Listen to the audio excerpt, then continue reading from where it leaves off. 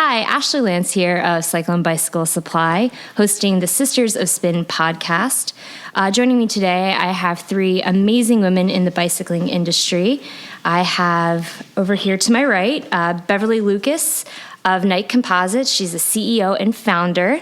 We also are joined today in studio by Jude Gerace. She is a Portland-based wheel building studio called Sugar Wheelworks.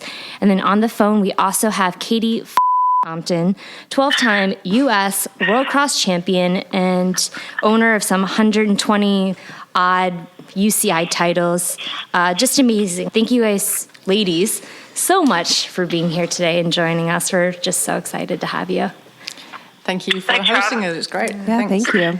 I think we're going to start by just doing a little intro on each one of you. Bev, do you want to tell us a little bit more about yourself? Yeah, I have the world's most famous dodgy accent. I'm British and very, very proud to be so.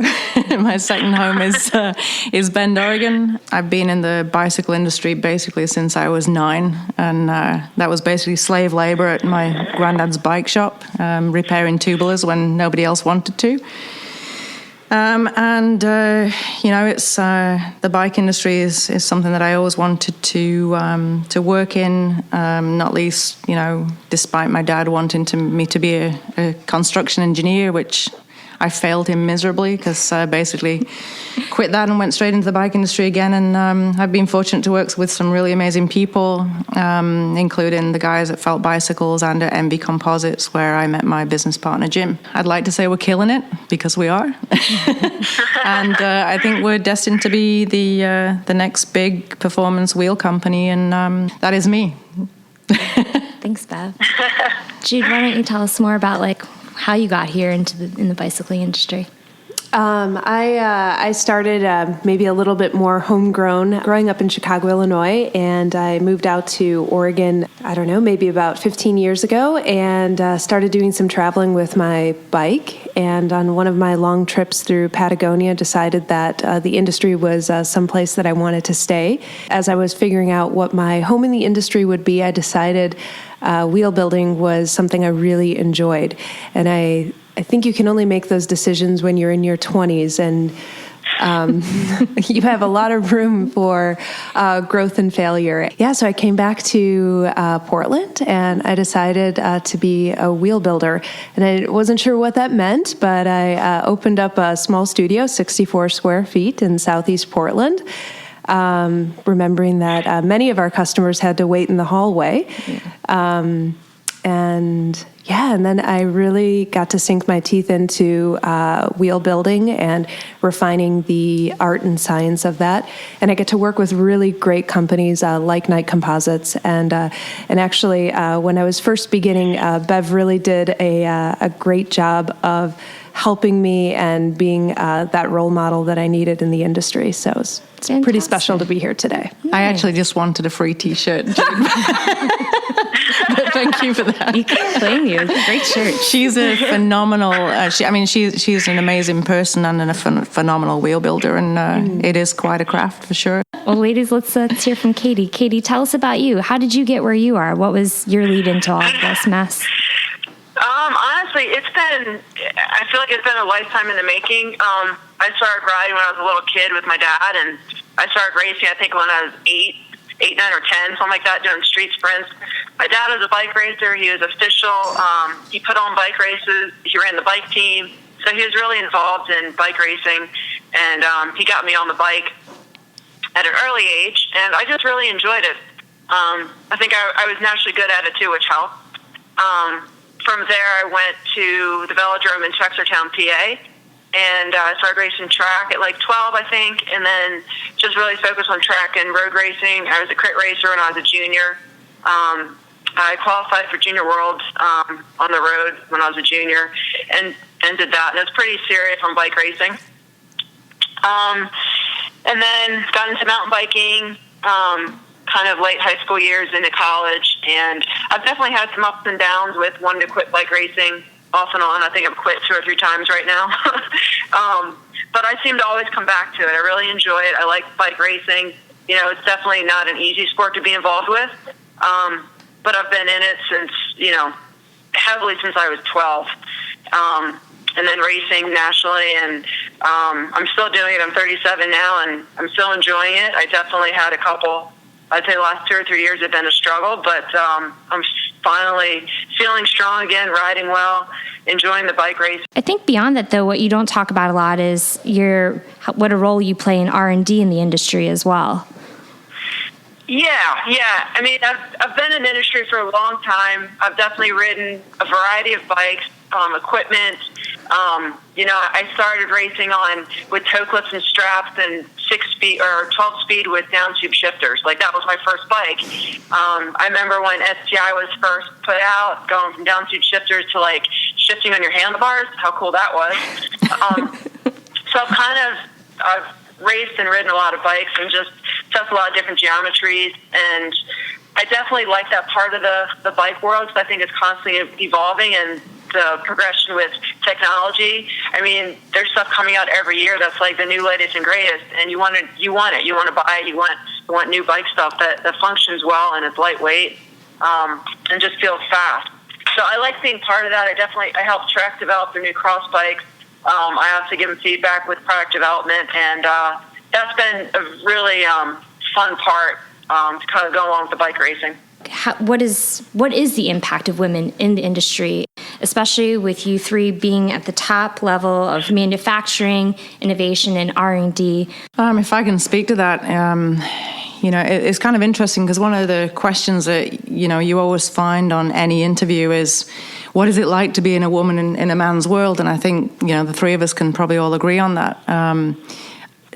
Personally, I have never had an issue with it ever. I mean, I've actually been embraced as a woman in the industry, and I think part of that is, is your attitude and your determination to make the best products, to not be second best to anybody, and to make your voice heard as a woman. And I think that goes for blokes as well. It's not just a woman thing. If you're going to make something spectacular, then you've got to be able to talk about it and research it. And I don't think there's any kind of like gender specific thing about that. But certainly, what I find, having worked with Katie before, worked with Jude before, is like the number one thing that you need to have as a good manufacturer and as any good R&D person is that you have to be prepared to listen to what people want. And that doesn't always happen, not just in the bike industry, but in industry in general.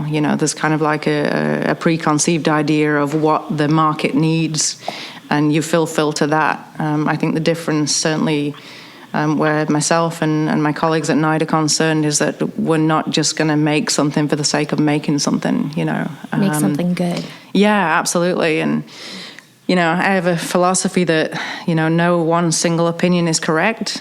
And I like to talk to a variety of different people. And if you go just to the average person in the bike industry, which I think is still 97% male, then you're only going to get that male perception. And it doesn't always gel that's what the industry or the market at large needs, specifically because half the market is female anyway, Yeah. So I think, whether it's male or female, it's important to listen to your audience and to do a lot of research and to talk to people like Katie and Jude and say, what do people want? What do you need? What can we do to make you faster or perform better or have more energy or whatever, and again, I don't think that's a female-specific role. I think it's something that everybody should do regardless. So, I echo a lot of the same sentiments that Bev does in saying that, when I started Sugar, then Epic, I wasn't thinking, I'm going to be a woman in this industry, or, I got pigeonholed into a female-specific wheel builder, if you can believe that. And I think the big thing that I bring to the industry is, no, I'm just a wheel builder. I mean, I don't need that pre-qualification that I'm a female.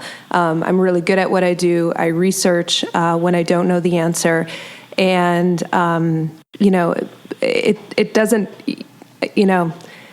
it's very interesting how people want to preface that. And I see a lot of the retail side of things, and there are times where it is challenging, where someone might maybe offer me a little, I don't really know how to say this, but, where I feel like maybe my gender does play a role in that, but those are such small instances, and you just kind of got to forget about those people, that the naysayers and the people that aren't on board, because they've got their own issues going on. Yeah. I have been shown nothing but the utmost respect, certainly by my colleagues and by my vendors and people in the industry, and I have that to be grateful for sure. Yeah. Yeah. What about you, Katie? How about in the racing world? What is it like being at the top level of what you do? I think my experience is slightly different, because I think as a bike racer mainly, we still have that inequality, and I definitely feel like I'm a women's bike racer in a man's world. And I hate saying that, because I want equality. I want to have the same respect, but it's definitely, I still feel like the women are still fighting for that.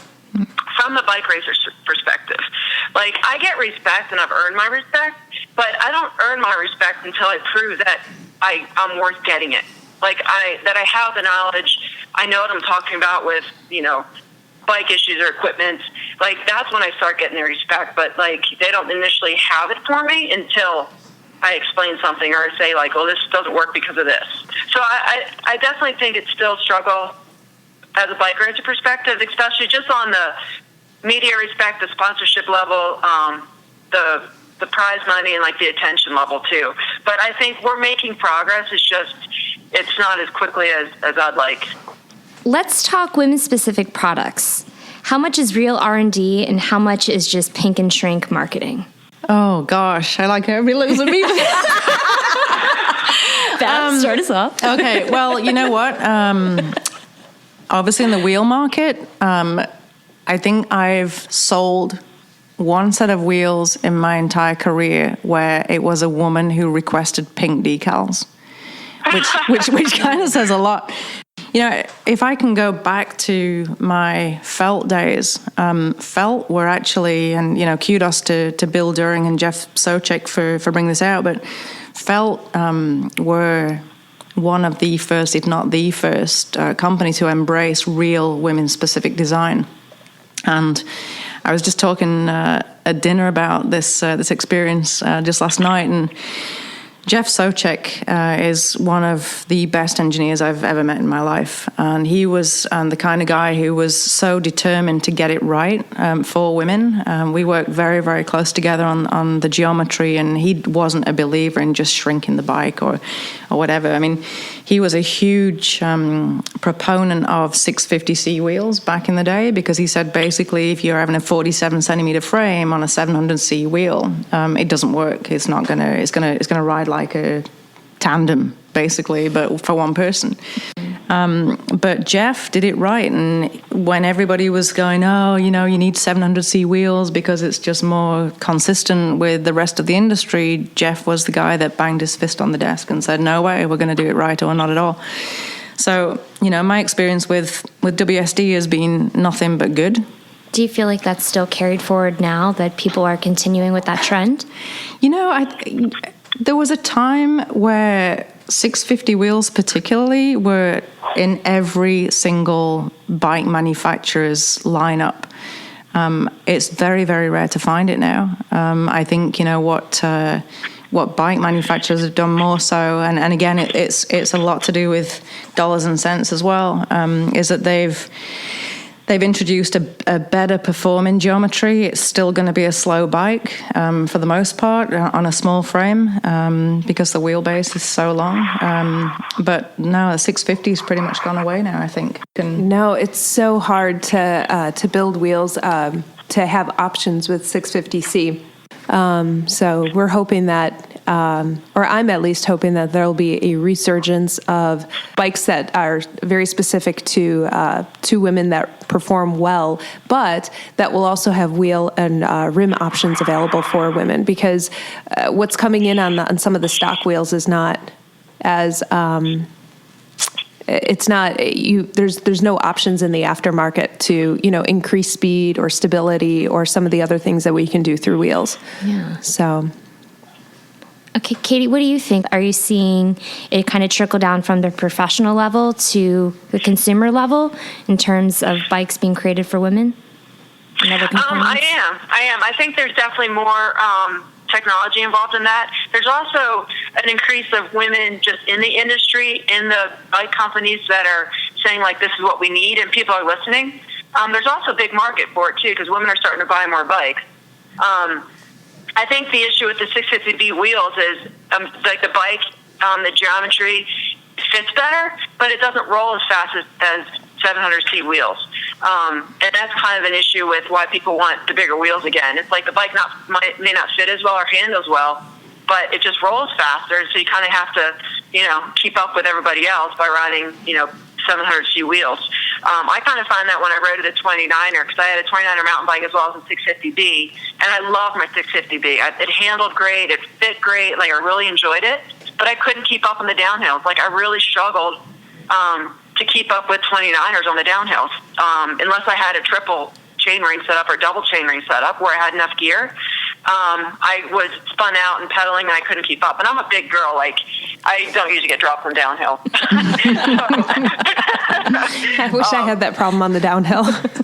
Yeah, so that was kind of my first, and I actually sold my 650B and bought a 29er again just because of, like, I just need bigger wheels, especially in Colorado. It's one thing if you're riding in, super twisty, turny, kind of technical single track, whatever, but Colorado, you need big wheels. And so I think a lot of women in the bike industry have kind of moved away from that, just because I think for a road bike, it definitely makes things easier, like with matching parts and being able to buy tubes and tires and such for a 700C bike. But I think the industry is definitely changing. It's just a matter of making sure that women still get parts that are light and that are durable and nice carbon fiber. They're not just like small aluminum heavy parts that nobody wants to ride. That's a great lead into our next question. Does the industry dumb down products for women? I definitely think that.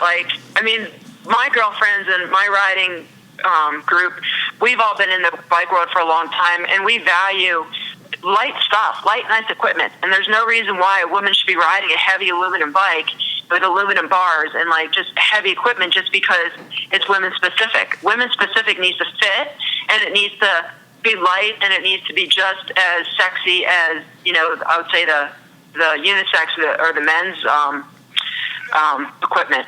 I feel like we should move away from just like women specific or men. It should just be a size based. Like if you need smaller bars, you need a smaller bike, you need a shorter stem, you need light stuff. Like it should just be a size measurement instead of, pink it and shrink it, or, a heavy bike part. Yeah, I totally back that up, Katie, because, obviously everybody has their own opinion, but, I've always ridden black bikes, and I wanted a matte black bike before even Jim Felt thought about doing matte black bikes, and that was me, and it was just and then it was just a color thing, but even now, I look through specs, and I've done a lot of product management for a lot of people in my career, and still I look on websites now for different manufacturers, and I go, God, why does it stop at Ultegra? Or why does it stop at this? Or it just drives me absolutely insane that bike companies, I'm probably going to lose some friends here, but bike companies just don't have the balls to spec a Di2 bike, Durace Di2 bike for a woman, or a Campy Super Record, if people are still looking for Super Record, I don't know, but I know certainly, when I owned a bike shop, the amount of women that, and men for that matter, who, we basically had to spec out a frame, pick your frame, and then we'll pick our components. And, I was selling $10,000 bikes to women and to men who couldn't find it normally on a standard spec, or, they didn't want just the norm. They wanted the best stuff. And, I'm a working class mom, and so I can't always afford the best stuff, but I know there's a lot of women out there who want it, and I'm no different. I want the lightest, I want the stiffest, I want the best stuff that I can possibly get. And I think more bike manufacturers need to actually acknowledge that and have the cojones to build the best specs, the same as the guys, because we're no different. I agree. What gets me is, I think more women would be on bikes and enjoy riding bikes if they had a light, fast bike like the guys have. Yeah. Women are smaller in general. We're lighter. We don't produce as much power. We don't have the muscle mass. So, like, why would you give us a bike that weighs 25 pounds when the guys are riding a 17-pound bike with all the latest, greatest stuff? It's like the women need the light, really high-end, great stuff. It'll make their ride experience more enjoyable. And I think they'll buy more product, more bikes if they want to ride their bike, and it's fun, and it's light, and it feels good. So true, Katie. And I get to see it from the consumer standpoint, except that I'm interacting with women coming to purchase upgrades to their bikes. And I actually see a slightly different angle of this in that some women that I help have a hard time justifying the bigger upgrade to their bike because they feel that they're not quite as worthy for that upgrade. And I find that to be a very interesting dynamic as well, because you get a lot of men that come to the shop who maybe don't do as much riding as this, a particular woman does. And they're, shooting straight for the top shelf on wheels. So they have more coffee stops and more bar buddies, I think. Yeah, they're not willing to do, they can't take the weight off themselves. They're going to take it off their wheels for sure. Kind of wrapping up here, you are all so dedicated to your craft, to your industry, to your sport. And I just so admire that about you guys. Oh, thank you. Not wanting to speak for everybody, but we've all been in this godforsaken industry a bloody long time, and there's a reason that we stick at it. Katie, I absolutely hold her in such high esteem just for her grit and determination, because she's been doing this for so long and she's still killing everybody, and so it's Thank you. I tip my hat to you, Katie, for sure, and to keep at that kind of level in the sport as a racer is just absolutely incredible. I think all three of us would probably meet again in another 10 years and we're still doing what we're doing, albeit Katie might be coaching or whatever. If you're still racing, then I believe in you, Katie. Yeah. I'll definitely not be racing 10 years from now. I might be racing masters like here and there, but I'm definitely not be racing elite. Yeah, that's asking too much. Yeah, and I can certainly echo a lot of those same sentiments and just kind of add to this that I think for me, what's next in the industry is I really want to work on this level of empowering women who have this idea of doing something in the industry and helping them create the business plan. I mean, running a business is completely different than refining a craft. And I think that is very intimidating. And I do think we need more female representation. And I think it takes sometimes going hand in hand with a sister and showing her that, it's possible. It does take a lot of hard work, but yeah, I would love to see more female representation in this industry. Yeah, for sure. Yeah, I would too, for sure. Thank you, ladies, so much for being here today. It has been such a pleasure to speak with all of you. Cheers. Thank you. Thank you. This episode of Industry Spin was produced by Cyclone Bicycle, supplying independent bicycle retailers since 2003. This episode, The Sisters of Spin, was recorded and edited by the Sprocket Podcast at Sugar Wheel Works in Portland, Oregon. Thanks for listening.